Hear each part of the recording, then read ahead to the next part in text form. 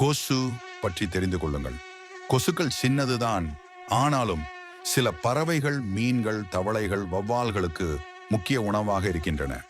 மேலும் கொசுக்கள் விஞ்ஞானிகளுக்கு மருந்து, தடுப்பூசி ஆராய்ச்சிக்கான முக்கிய உயிரினம்.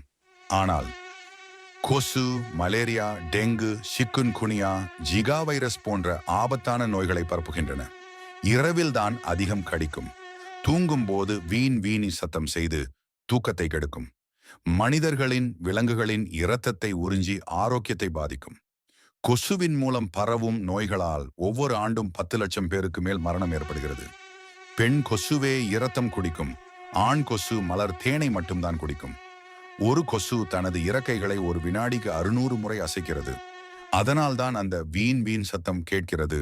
ஒரு பெண் கொசு ஒரே முறையில் 200 முட்டைகள் இடும். கொசுக்கள் மிக வேகமாக பெருகுவதால் கட்டுப்படுத்த முடியாமல் போகிறது. கொசுக்கள் இல்லாவிட்டால் அவற்றை சார்ந்த உயிரினங்கள் அழியும். இது உணவுச் சங்கிலியை பாதிக்கும்.